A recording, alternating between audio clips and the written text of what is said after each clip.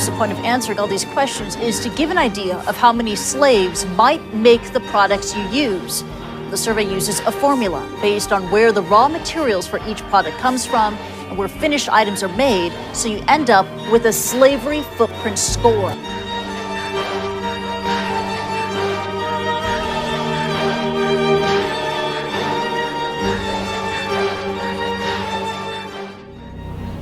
Can you imagine being forced to work without pay, trapped, unable to walk away, subject to violence or the threat of violence by another person as they control you, own you, isolated yet hidden in plain sight? This is the reality for those trapped in slavery today. In the year 2015, slavery is illegal in every single country, yet it exists.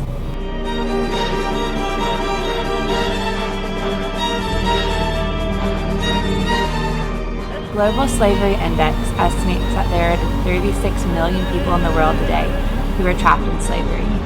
These are people with families, with dreams, with aspirations, who are forced to work in some of the world's harshest conditions for little or no pay.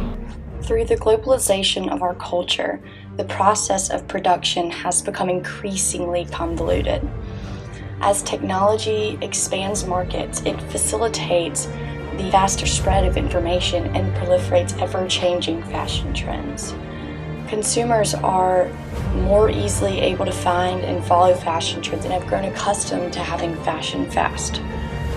The demands for companies to produce more clothing items faster and cheaper than ever before is rising, which in turn has caused many companies to seek alternative means to decrease their expenditures. The way that they are responding to this pressure is by withholding pay from their employees, choosing denial of human rights over a failed business. This direct denial of human rights is defined as human trafficking.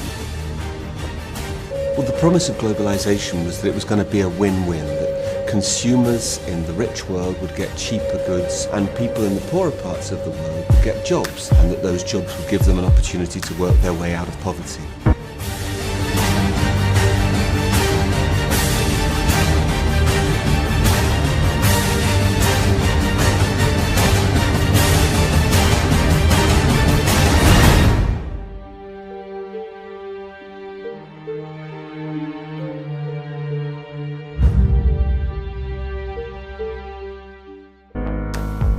This enormous, rapacious industry that is generating so much profit, why is it that it is unable to support millions of its workers properly?